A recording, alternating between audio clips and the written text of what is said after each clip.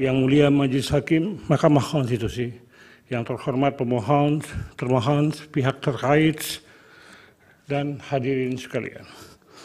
Izinkan saya menyampaikan keterangan sebagai ahli teori hukum pada persidangan yang mulia ini, bahwa diketahui pengaturan kompetensi dalam hal pembagian kewenangan menyelesaikan perkara oleh Bawaslu dan Mahkamah Konstitusi merupakan implementasi konstitusional. Keadilan konstitusional ini merupakan kemanfaatan yang bersifat umum, kemudian diturunkan melalui keadilan distributif, yakni keadilan dalam hal pembagian kewenangan. Pembagian kewenangan ini merupakan bentuk keadilan secara proporsional. Dalam pandangan Islam, keadilan itu adalah menempatkan sesuatu sesuai dengan tempatnya. Dengan demikian, harus tepat, harus patut, harus sesuai penempatan dengan tempat tersebut. Di sini menyangkut ruang dan waktu. Prajudi Al-Musyidijah mengomentari keadilan distributif. Dikatakan olehnya bahwa ketidakadilan akan timbul jika mereka yang sederajat tidak diperlakukan secara sederajat. Dikatakan selanjutnya, jika orang-orang yang tidak sederajat diperlakukan secara sama atau seolah-olah sederajat, maka itu akan timbul ketidakadilan. Dikaitkan dengan pembagian kewenangan Bawaslu dan Mahkamah Konstitusi dalam penyelesaian perkara pemilu, maka demikian itu sejalan dengan kaidah menempatkan sesuatu sesuai pada tempatnya. Kaidah ini merupakan keadilan yang pastinya mengandung kebenaran. Kebenaran dan keadilan merupakan satu kesatuan yang tidak terpisahkan. Perbuatan yang adil adalah sesuatu tindakan yang didasarkan pada kebenaran. Sejalan dengan hal ini, Al-Kindi mengatakan bahwa keadilan itu identik dengan kualitas sifat yang inherent dalam diri manusia yang mendorongnya melakukan sesuatu yang benar. Telah menjadi dalil yang masyhur bahwa mempersamakan dua hal yang berbeda adalah tidak benar dan sekaligus tidak adil. Kebenaran dan keadilan merupakan duit tunggal. Satu terhadap yang lainnya saling memberikan legitimasi. Kebenaran dan keadilan diibaratkan sebagai dua sisi mata uang yang sama. Dapat dibedakan, tidak dapat dipisahkan. Perbuatan yang adil adalah suatu tindakan yang berdasar pada kebenaran. Perihal kewenangan Bawaslu dalam hal terjadinya pelanggaran administratif pemilu secara TSM juga dapat dilihat dari hubungan antara Bawaslu dan Mahkamah Konstitusi sebagaimana diatur dalam peraturan Badan Pengawas Pemilihan Umum nomor 8 tahun 2022. Selanjutnya yang mulia, ahli tidak menyampaikan karena terdapat dalam naskah tertulis. Menyangkut kewenangan Mahkamah Konstitusi, sebagaimana dimaksudkan dalam pasal 475 ayat 2 Undang-Undang Pemilu, telah disebutkan secara tegas dan jelas, secara letterlock, ekspresi verbis tentang adanya kompetensi dimaksud. Pasal 42 ayat 2 yang ditempatkan secara tersendiri dalam bab 3 perselisihan hasil pemilu menyatakan keberatan sebagaimana dimaksud pada ayat 1 hanya, sekali lagi, hanya terhadap hasil perhitungan suara yang memengaruhi penentuan terpilihnya pasangan calon atau penentuan untuk dipilih kembali pada pemilu presiden dan wakil presiden. Frasa hanya terhadap hasil perhitungan suara bermakna adalah pembatasan dan itu qat'i tetap. Diksi hanya merupakan kata kunci pembatasan itu. Dalam bahasa lain adanya kompetensi.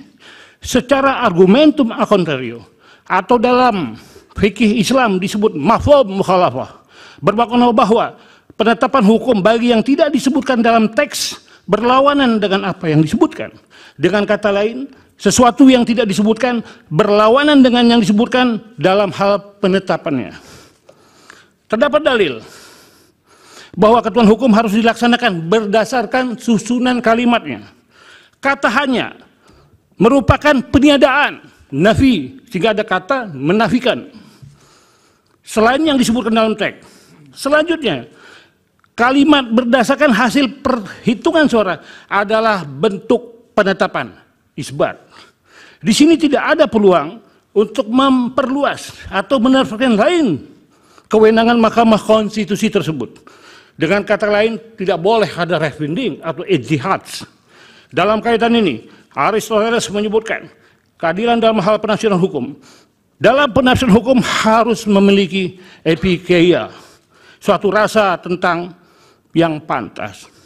Kepantasan identik dengan kebenaran dan keadilan.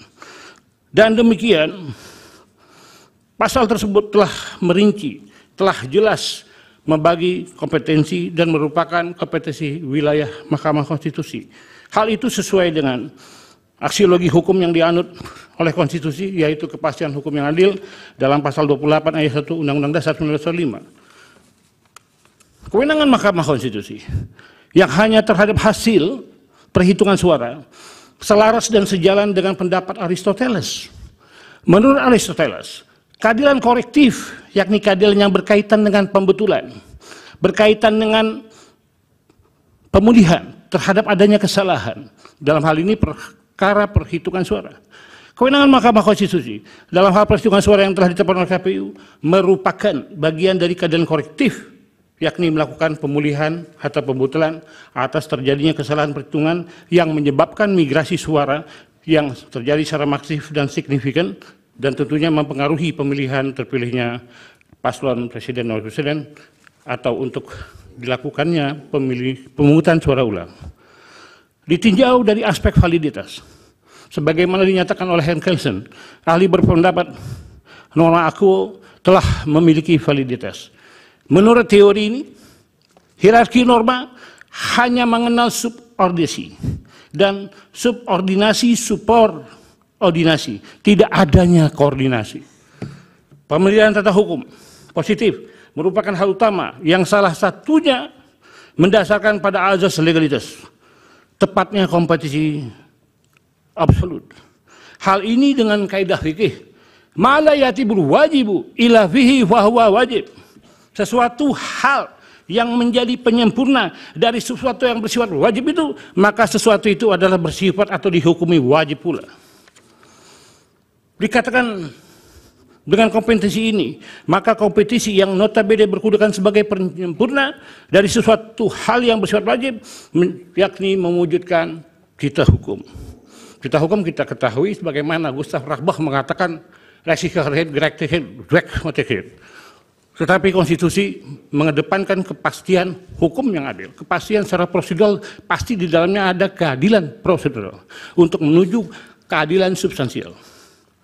Mencermati diskusi publik dan adanya desakan kepada yang mulia Mahkamah Konstitusi agar Mahkamah melakukan upaya atau tindakan progresif guna mengadili perkara pelanggaran administratif yang bersifat TSM, dan dengannya Mahkamah berwenang memutus dengan putusan pembatalan terhadap pasangan calon presiden dan wakil presiden, yaitu Prabowo Subianto dan Gibran Rakabuming Raka, dan penghutang ulang, maka hal itu tidak dibenarkan secara hukum.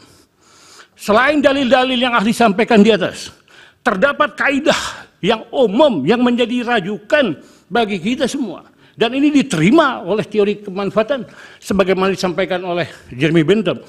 Darul mafasid muqaddaman ala jalbil masoleh, yang artinya menolak atau menghindari kerusakan, kemudaratan itu harus didahulukan daripada menarik kebaikan. Imam Jalaluddin Abdurrahman bin Abu Bakar As-Suyuti mengatakan bahwa semua produk hukum dikembalikan kepada ketentuan manfaat dan menghindari kemudaratan. Berdasarkan dalil ini, putusan Mahkamah Konstitusi harus didasarkan pada alasan pencegahan timbulnya kemudaratan tersebut. Demikian itu tentunya menjadi pertimbangan yang utama. Majelis Hakim Mahkamah Konstitusi, ahli meminjam teori von Bury, conditio sine qua non, bahwa tidak ada pelaporan administratif pemilu secara TSM kepada Bawaslu, maka akan berdampak terhadap pelaporan itu sendiri. Dugaan pelanggaran tersebut dianggap tidak pernah ada. Dan hal ini tentu menjadikan Mahkamah Konstitusi tidak berwenang mengadili perkara akuo. Tegasnya, selain hasil perhitungan suara adalah bukan menjadi komposisi Mahkamah Konstitusi. Demikian keterangan ini disampaikan. Mohon maaf atas segala kekurangan. Semoga mendatangkan manfaat bagi kita semua. Wabillahi taufik wal hidayah. Wassalamualaikum warahmatullahi wabarakatuh. Waalaikumsalam. Dari pihak terkait ada yang mau ditanyakan untuk ahli? Baik, Yang Mulia, Profesor Otto akan mengajukan pertanyaan lebih dulu dan kemudian saya akan menyusul. Silakan, Prof. Boto. Terima kasih Yang Mulia. Saudara saksi ahli sudah menjelaskan dengan terang benderang bagaimana konsep hukum, teori hukumnya, sehingga ahli berkesimpulan bahwa sebenarnya, kalau saya tidak salah tadi, Anda mengatakan bahwa karena sudah ada pengaturan yang tegas di dalam satu undang-undang, terutama Undang-Undang Pemilu pasal 475 yang menyatakan bahwa perselisihan pemilu seperti ini kalau ada tentang TSM itu harus diselesaikan dengan Bawaslu, sedangkan tentang perhitungan suara itu diselesaikan kepada Mahkamah Konstitusi. Pertanyaan saya adalah, hal ini memang sudah jelas, tapi sering terjadi, termasuk juga pertanyaan dari para pihak pemohon, di dalam permohonannya juga kami baca, bahwa dalil yang dikemukakan adalah bagaimana, katanya, kalau suatu proses di Bawaslu tidak memuaskan salah satu pihak. Lantas mereka mengatakan, kemana saya mengadu? Padahal kalau sudah ada lembaga-lembaga atau tahapan-tahapan penyelesaian perkara ditentukan, kita tahu tidak ada suatu perkara yang tidak berakhir. Apapun kejadiannya. Puas atau tidak puas dengan putusan tersebut, itu harus ada akhirnya. Karena Mahkamah Konstitusi juga bukan lembaga banding. Yang mana kalau tidak puas di Bawaslu, orang bisa merasa banding ke Mahkamah Konstitusi.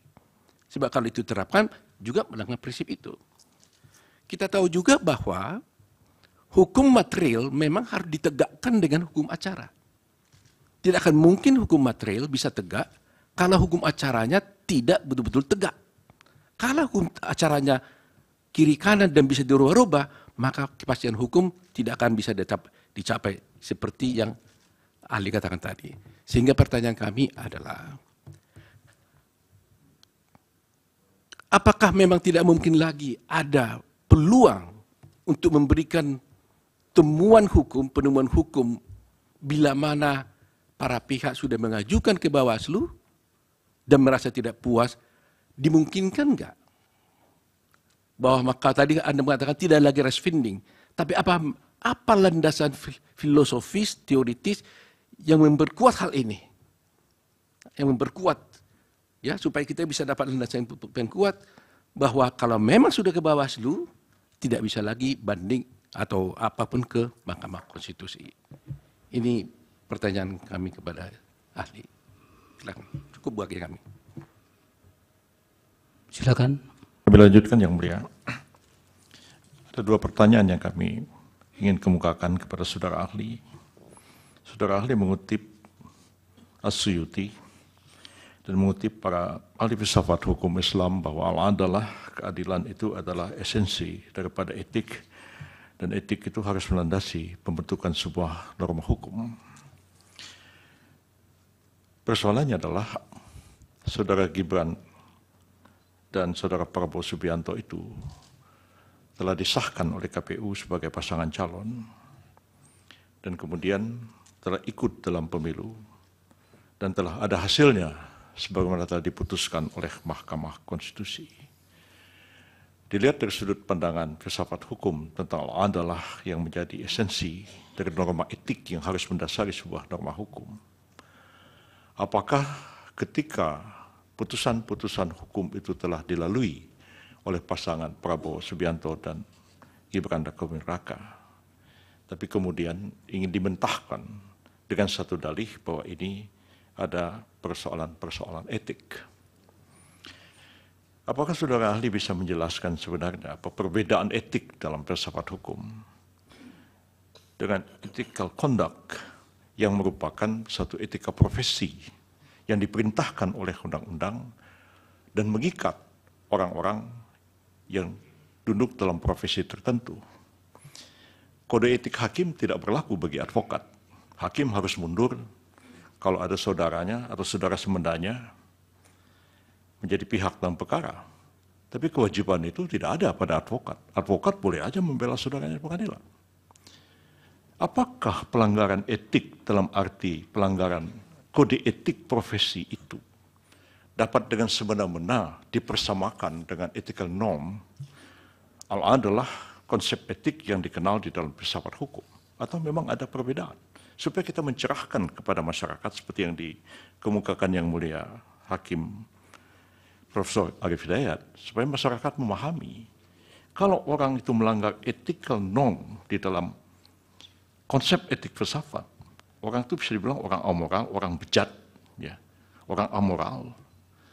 Tapi apakah Saudara Hasyim, Ketua KPU yang melanggar kode etik KPU, itu bisa disamakan dengan orang bejat, orang tidak bermoral, hanya melanggar kode etik profesinya? Bagaimana saudara ahli bisa menerangkan konteks? Apakah adil bagi saudara Gibran dan Prabowo yang telah menyalami tahap-tahapan menurut hukum, di ujung jalan divonis tidak adil, divonis harus didiskualifikasi karena terjadi serangkaian pelanggaran etik? Apakah itu pelanggaran etik yang dikenal dalam filsafat, ataukah itu hanya sekedar pelanggaran etik code of conduct profesi dalam satu profesi tertentu yang tidak mengikat profesi yang lain? Yang kedua, dalam persidangan yang lalu ada ahli yang mengatakan putusan Mahkamah Konstitusi nomor 90 itu tidak dengan serta-merta dapat dilaksanakan oleh KPU dalam hal menerima pendaftaran Gibran Rakabuming Raka dan Prabowo Subianto. Alasannya, karena putusan Mahkamah Konstitusi itu adalah vonis. Vonis pengadilan tidak bisa dijalankan dengan serta-merta, tetapi harus dieksekusi lebih dulu. Apakah betul putusan Mahkamah Konstitusi dalam konteks pengujian undang-undang itu sama pengertiannya dengan vonis yang dikenal secara konvensional dalam praktek hukum di negeri kita yang berasal dari peristilahan sejak zaman Belanda dulu? Apa betul putusan Mahkamah Konstitusi vonis lalu kemudian tidak bisa dijalankan, kecuali harus dieksekusi lebih dulu? Apakah bisa dijalankan begitu saja? Apakah ada esensi perbedaan antara vonis perdata, vonis pidana dengan putusan pengujian peraturan perundangan oleh Mahkamah Konstitusi? Demikian pertanyaan saya, Yang Mulia. Baik, dari pemohon 1. Terima kasih Yang Mulia. Saya memahami ahli mengatakan bahwa hanya penghitungan suara, ya, hanya hitung-hitungan. Itu standingnya. Saya ingin membawa kita pada putusan pertama MK mengenai pasal 50. Jadi saudara ahli kalau ingat itu pasal 50 Undang-Undang Mahkamah Konstitusi 24 tahun 2003 itu membatasi bahwa hanya undang-undang yang diundangkan setelah perubahan konstitusi yang bisa dimintakan pengujian undang-undang di Mahkamah Konstitusi. Kurang lebih begitu. Dan kita tahu bahwa perubahan konstitusi pertama itu tanggal 19 Oktober tahun 1999. Sebelum itu tidak boleh. Tapi kemudian ada pengujian terhadap undang-undang tahun 85. Dan dalam putusan pertama MK dikatakan dikesampingkan pasal 50 itu. Padahal pasal 50 tidak dimintakan judicial review. Tapi setelahnya itu dimintakan judicial review dan kemudian dibatalkan. Tapi pada waktu itu tidak dimintakan judicial review. Tetapi permohonan itu tetap diproses oleh Mahkamah Konstitusi walaupun kemudian putusannya ditolak, tapi tidak NO. Kenapa? Karena MK mengatakan bahwa kewenangan MK itu diatur di konstitusi, tidak boleh dikurangi dalam peraturan di bawah konstitusi. Lalu saya kaitkan dengan putusan pertama Pilpres tadi yang sudah saya katakan tadi pada ahli pertama, MK tidak hanya kuantitatif ternyata tetapi juga kualitatif karena MK mengatakan dirinya sebagai pengawal konstitusi, the guardian of the constitutions. Kira-kira kalau dibenturkan dengan pernyataan Anda yang hanya itu, bagaimana pendapat Anda? Itu satu. Yang kedua, ini ada undang-undang, ini ada putusan Mahkamah Konstitusi. Let's say pasal 50 itu masih eksis karena tidak dibatalkan, belum dibatalkan. Tetapi ada putusan MK yang mengenyampingkan undang-undang pasal 50 tersebut. Mana yang akan Anda pegang? Undang-undang yang masih memuat pasal 50 atau putusan MK yang sudah mengenyampingkan pasal 50? Itu pertanyaan saya. Mungkin dilanjutkan rekan saya. Silakan Pak Edo. Terima kasih Yang Mulia. Saya lanjutkan pertanyaannya dengan seperti ini, Saudara Ahli, berkenaan dengan standing Bawaslu, bukan standing, dengan keberadaan Bawaslu sebagai salah satu penyelenggara yang diberikan kewenangan untuk menerima dan memeriksa serta mengadili laporan. Bahwa Bawaslu terikat dengan hukum acara yang berlaku, bahkan yang dibuatnya sendiri. Dalam hal misalnya, dalam hal laporan, belum memenuhi syarat, ini kewenangan Bawaslu menerima laporan. Kepada pelapor diberikan kesempatan melengkapi syarat dalam waktu yang pantas. Nah, in concreto, dalam kenyataannya ada beberapa laporan-laporan yang disampaikan ke Bawaslu yang diproses dengan menegasikan hukum acara penerimaan laporan, yakni begitu menerima laporan tanpa memberikan kesempatan kepada pelapor untuk memperbaiki, bahkan tanpa diberitahu harus memperbaiki, kemudian diputus laporan itu dengan dinyatakan tidak terjadi pelanggaran tanpa memeriksa pelapor, terlapor, dan saksi-saksi. Ini pemohon satu alami sendiri. Nah, pertanyaannya sederhana, bagaimana ahli menilai peristiwa penegakan hukum yang demikian dari dua perspektif, perspektif keadilan prosedural dan keadilan substantif?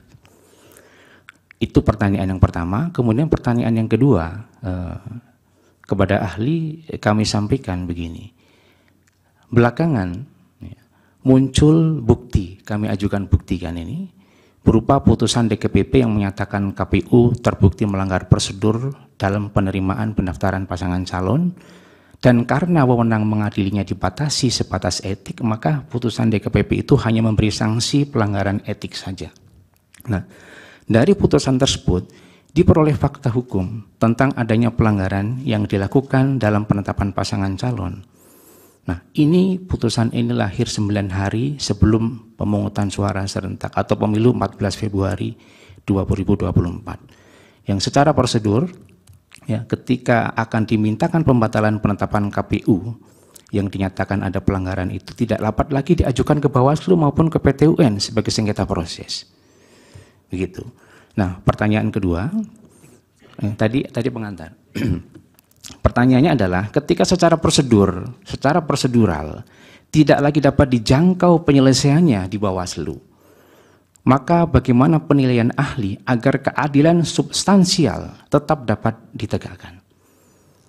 Jadi pertanyaan kedua itu ya, ketika secara prosedural tidak lagi dapat dijangkau penyelesaiannya di Bawaslu, jadi kan karena Bawaslu dalam electoral justice system itu hanya satu-satunya lembaga yang mengadili, yang bisa membatalkan penetapan pasangan calon.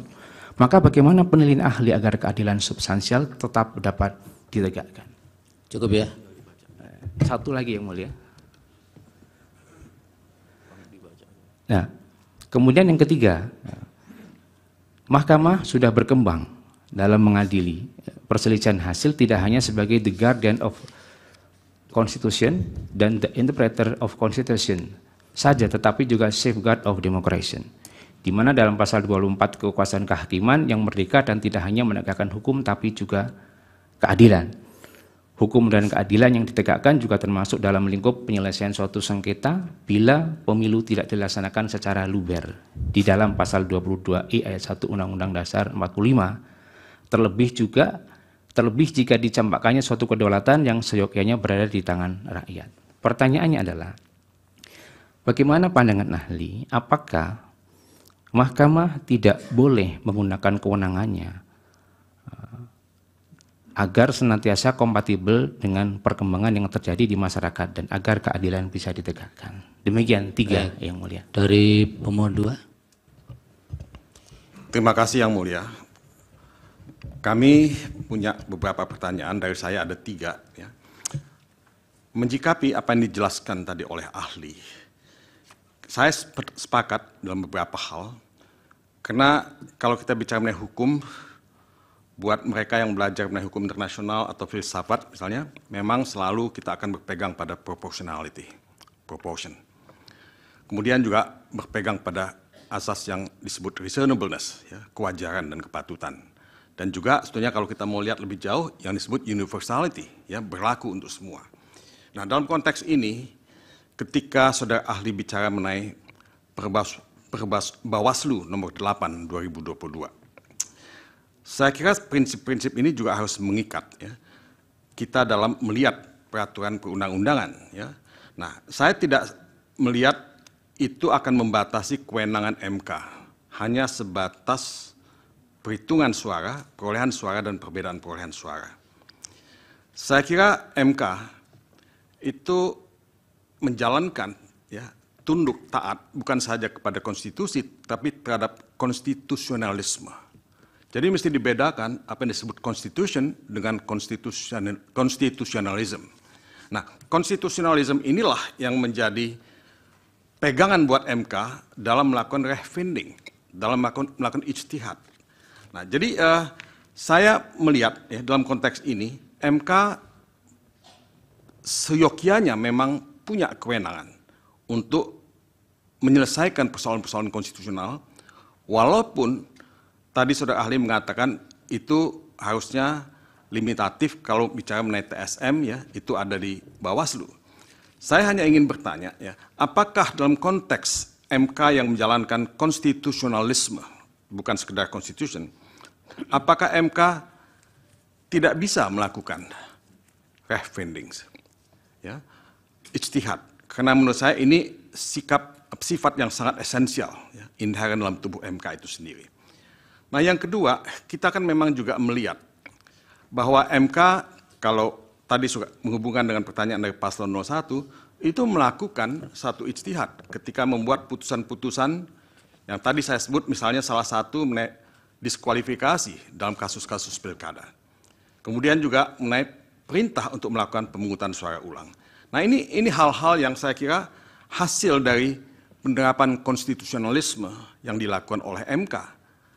Nah, saya ambil contoh misalnya, putusan MK nomor 85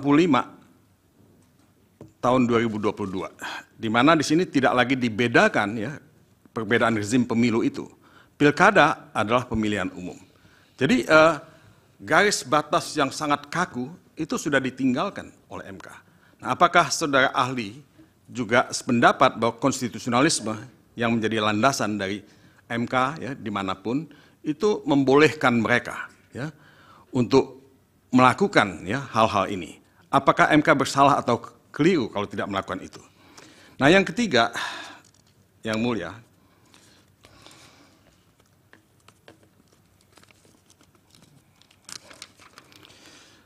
tadi disebutkan bahwa dalam kaitannya dengan Bawaslu, semua mesti dilaporkan kepada Bawaslu, dan kalau memang tidak ada laporan ke Bawaslu, the case is closed sebetulnya. Jadi tidak mungkin akan dibawa ke MK.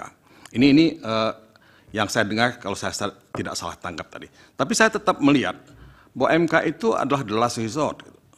The last resort dalam mencari kebenaran konstitusional. Apalagi memang kita semua sepakat bahwa MK itu the guardian of the Constitution. Jadi kalau dikatakan bahwa tidak semua TSM itu ada dalam Undang-Undang nomor 7 tahun 2017, saya kira sih itu betul. Jadi MK itu sebetulnya punya kewenangan dan sudah melakukan pemeriksaan dan putusan. Nah, pertanyaannya adalah, apakah menafikan MK sebagai guardian of the Constitution dan lembaga yang menjalankan konstitusionalisme itu keliru? Kalau misalnya dibatasi, ya, tidak boleh, ya, melakukan pemeriksaan terhadap hal-hal yang sifatnya TSM, ya, yang katanya sangat limitatif, gitu. Itu pendapat yang super konservatif dan sangat statis. Ini pertanyaan saya yang mulia. Yang berikutnya siapa yang bertanya? Yang berikutnya saudara Magdir. Terima kasih yang mulia. Silakan Pak Magdir. Terima kasih yang mulia. Saya pertanyaan saya yang pertama kepada saudara ahli, ya. Saya ingin melanjutkan dari pernyataan Profesor Yusril tadi mengenai hukuman yang telah dijatuhkan kepada salah seorang hakim karena terkait dengan etika profesi, pelanggaran etika profesi. Nah, pada sisi yang lain, memang betul terhadap hakim itu sudah dijatuhi ya, karena dianggap melanggar kode etik. Persoalan pokoknya adalah putusan itu sendiri ya, yang dihasilkan dari pelanggaran kode etik, ya, apakah juga sebenarnya ini adalah satu bentuk pelanggaran norm?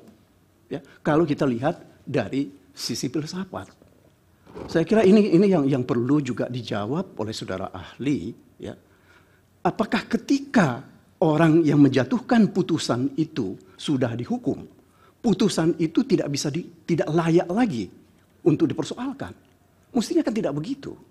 Ya, Radbruch misalnya mengatakan bahwa hukum itu kan harus ada keadilan, kemanfaatan, dan seterusnya. Ya, itu pertanyaan saya yang pertama kepada saudara ahli. Kemudian yang kedua yang saya ingin tanya kepada saudara ahli tadi menerangkan bagaimana hukum Islam menempatkan keadilan, ya, bahwa keadilan itu harus diletakkan pada tempatnya. Saya setuju dengan itu. Nah, pertanyaan saya begini, ketika seseorang yang mempunyai kekuasaan, ya, mau menempatkan anaknya dalam posisi tertentu karena dia sudah tidak berhasil, ya, untuk meraih atau memperpanjang kekuasaan itu, apakah menurut saudara ahli tindakan seperti ini yang mengubah undang-undang, ya, melalui satu putusan yang cacat secara hukum dan secara logis juga tidak tepat, ini masih kita bisa katakan merupakan satu tindakan untuk mendapatkan keadilan? Karena saya tahu, misalnya kita tahu bahwa Nabi pernah menyampaikan satu hadis, kalau anaknya itu mencuri Fatimah itu, akan dia potong tangannya. Sampai seperti itu. Nah, pertanyaan saya adalah, kalau terkait dengan ini, apakah memang ada petunjuk-petunjuk dari agama kita yang memperkenankan seorang pejabat negara, ya, seorang penguasa, untuk menempatkan anaknya sebagai pengganti dari dirinya? Itu yang kedua.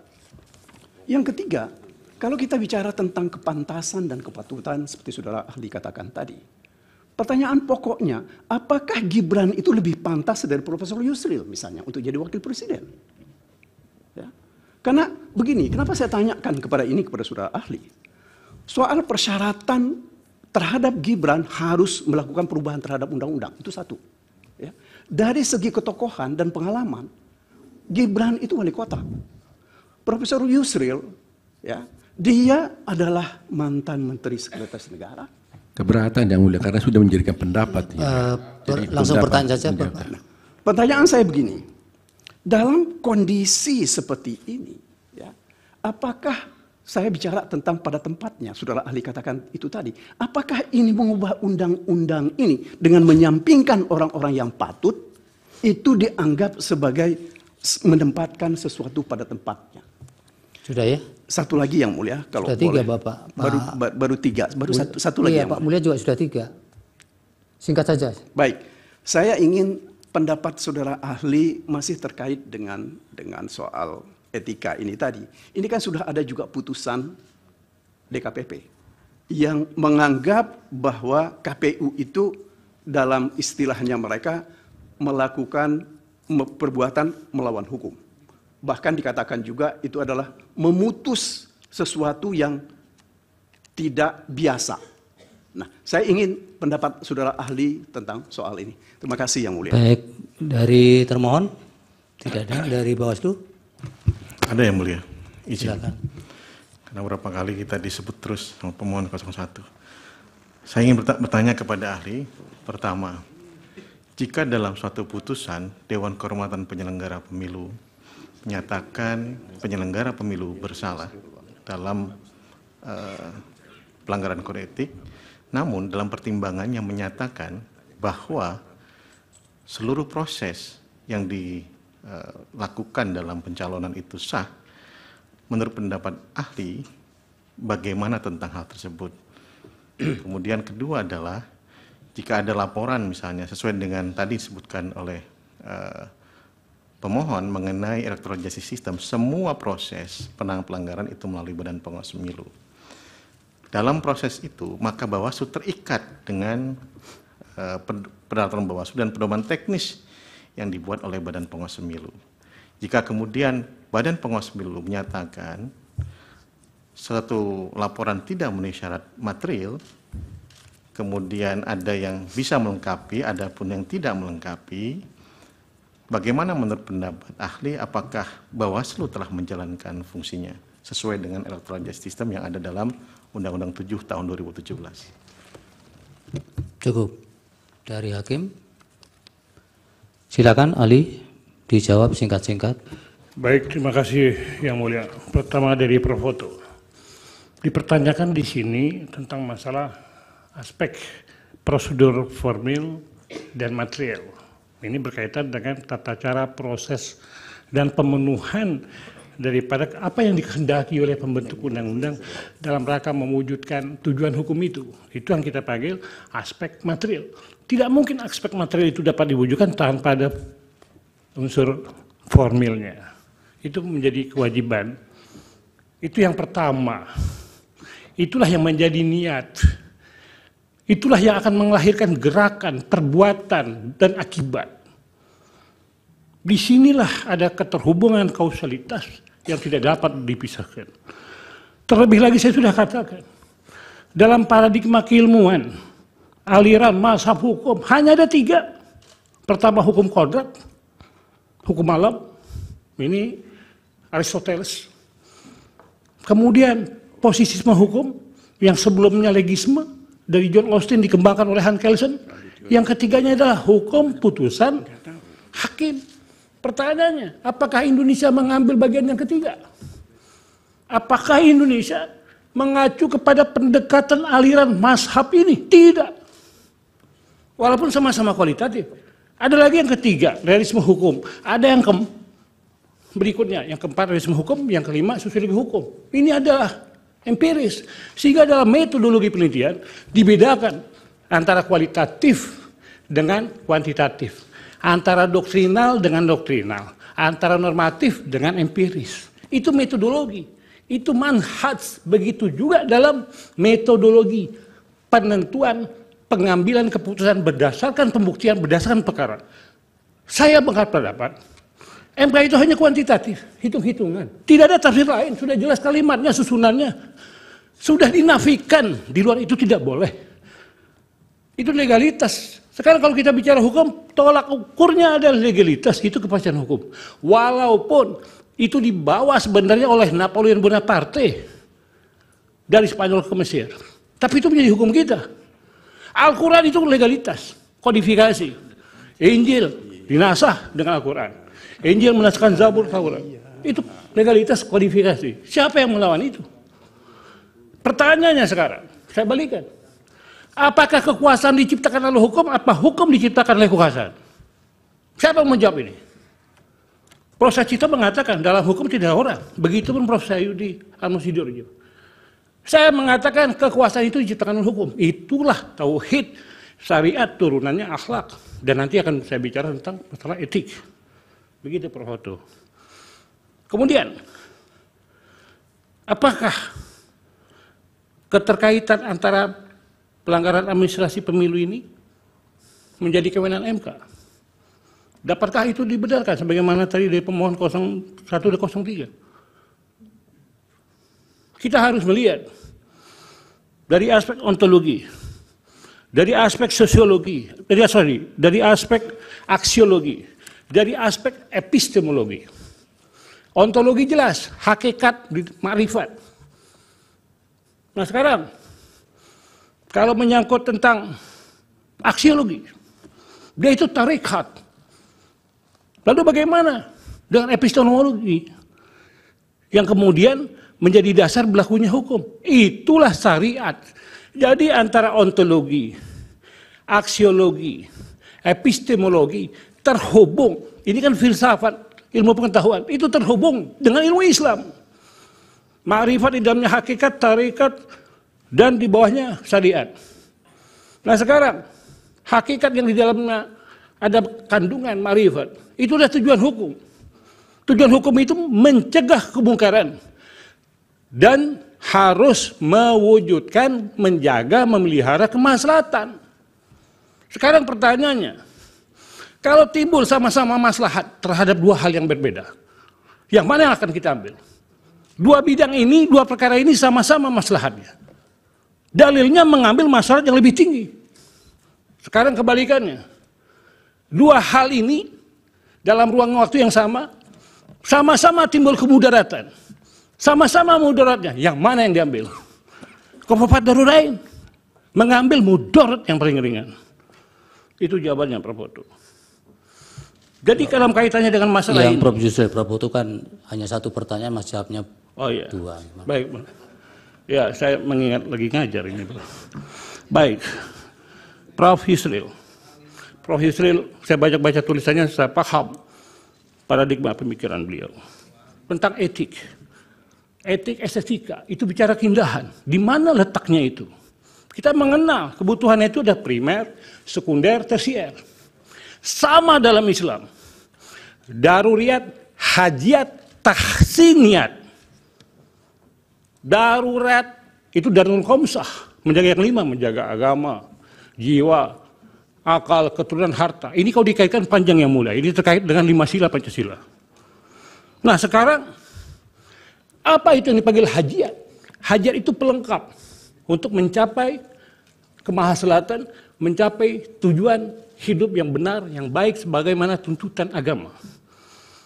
Lalu masalah tahsiniyat. Tahsiniyat ini adalah menunjuk kepada tersier. Dia hanya pelengkap untuk menambah keindahan, keelokan. Tetapi tahsiniyat dalam hal ini adalah tersier ini harus didahului oleh daruriyat dalam hal lain primer, hajiat dalam hal lain sekunder. Tidak boleh bertentangan. Haram bertentangan. Karena etika itu sebenarnya sama dengan moral.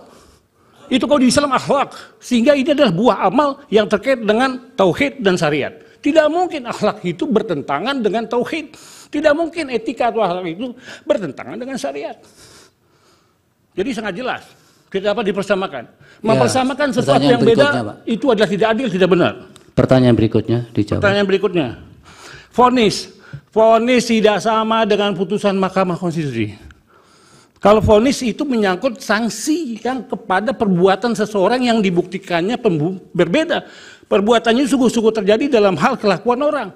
Sepanjang dia melawan hukum, ada perbuatan konkret yang terjadi, tidak ada alasan pemaaf, tidak ada alasan pembenar, dia dihukum dengan sanksi pidana. Itu beda dengan putusan Mahkamah Konstitusi. Jadi kalau menyebut putusan Mahkamah Konstitusi, itu bukan salah kamar. Itu saya tidak tahu dengan menggunakan istilah apa, tapi itu dia tidak pantas dan tidak benar. Kemudian menunjuk pertanyaan pemohon, Refli Harun. Bagaimana, apakah Mahkamah Konstitusi menerima pelanggaran administratif pemilu, utama yang bersifat TSM, dan dikaitkan dengan putusan pilkada dan peraturan mahkamah yang lain?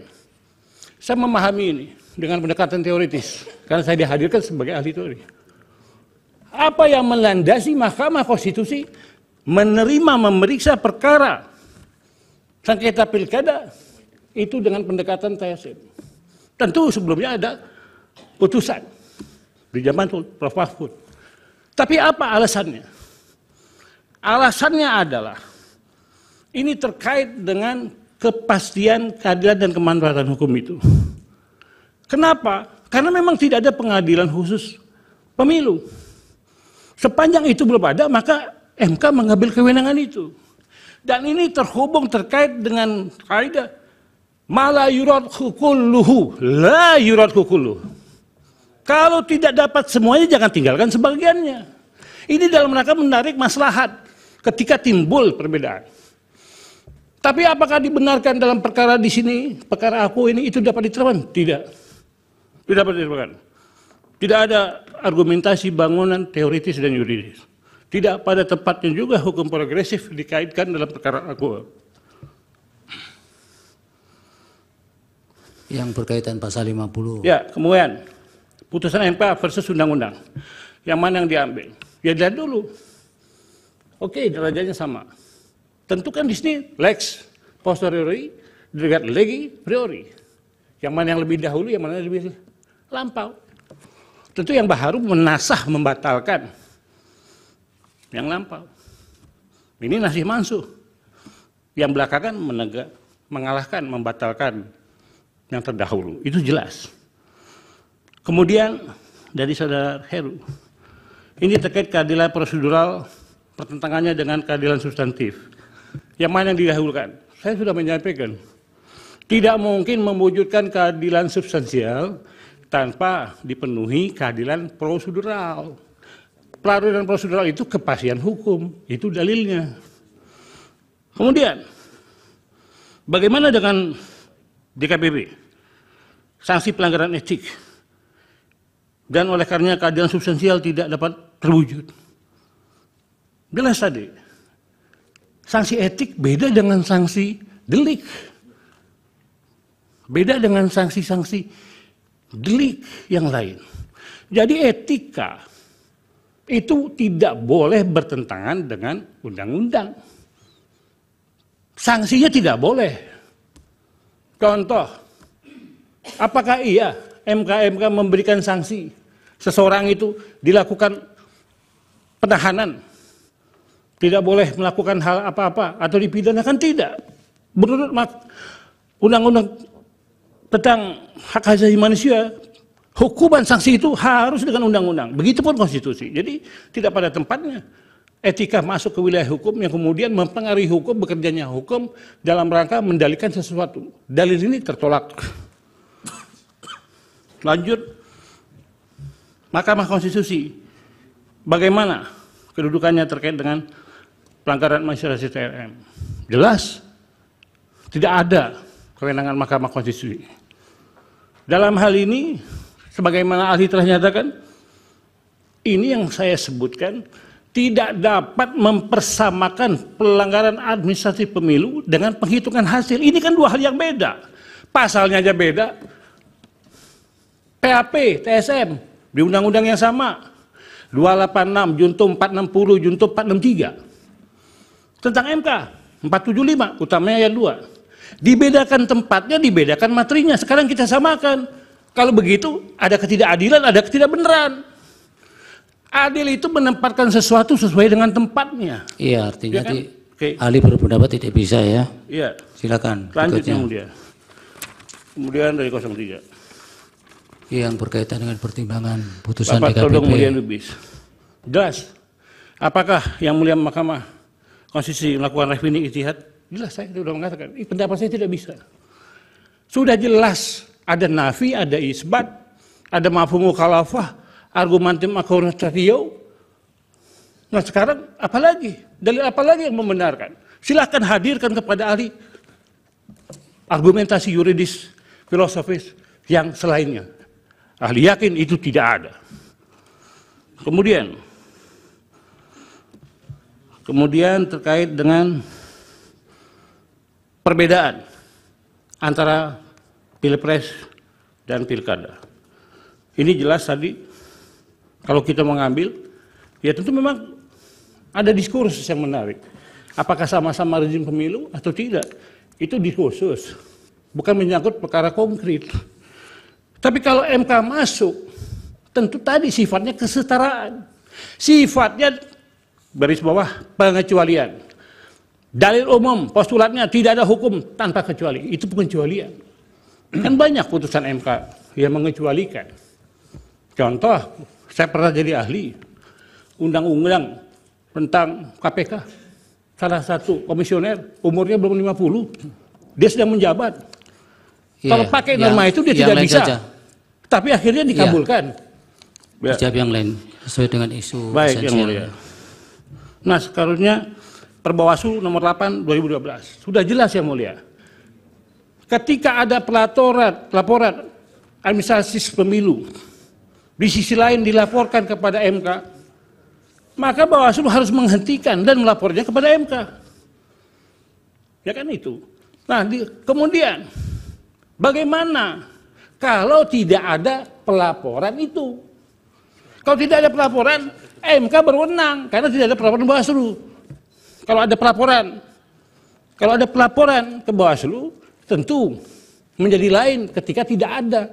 Nah, masalahnya, apakah dalam perkara ini ada pelaporan pelanggaran administrasi pemilu secara TSM ke Bawaslu?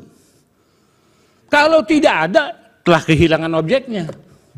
MK tidak berwenang untuk mengadili perkara PAP TSM.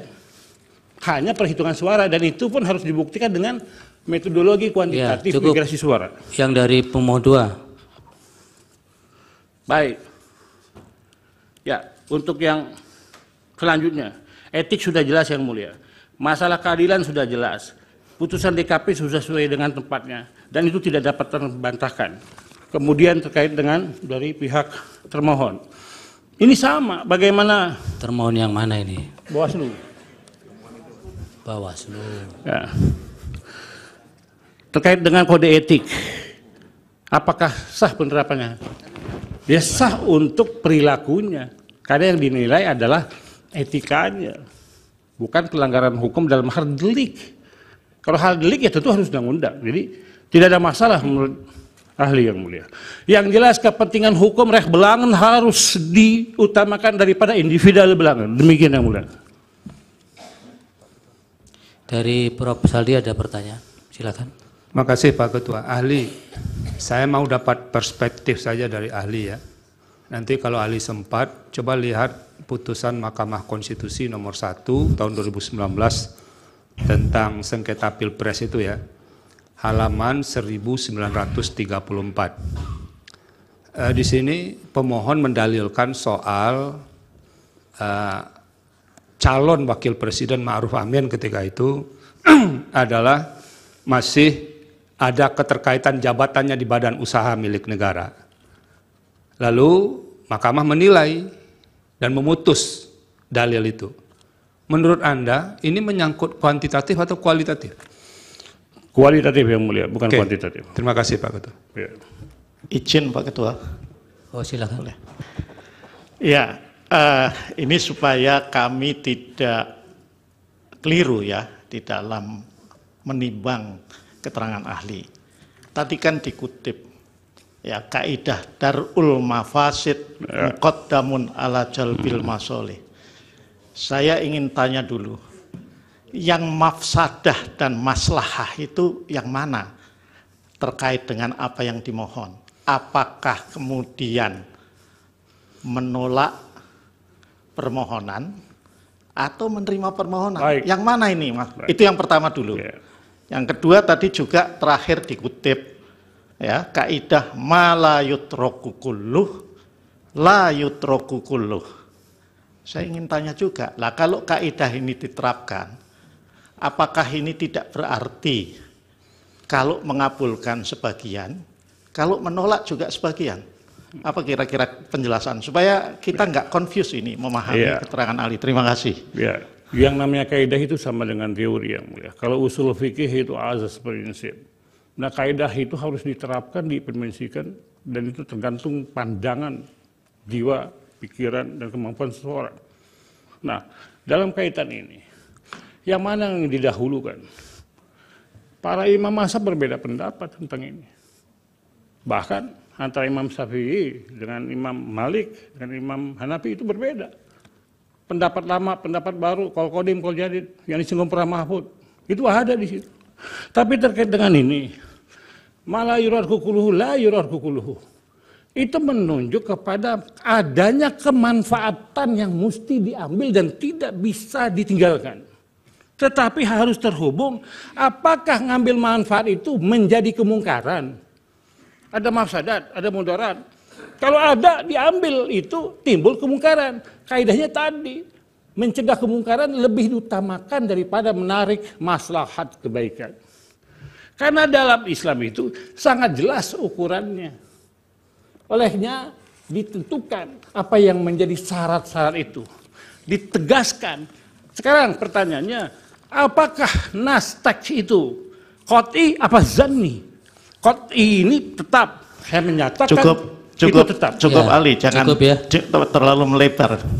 Baik, dari Ali cukup ya, waktunya sudah habis. Baik, yang mulia. Terima kasih, yang mulia. Terima kasih, mudah-mudahan Assalamualaikum keterangannya warahmatullahi wabarakatuh. bermanfaat.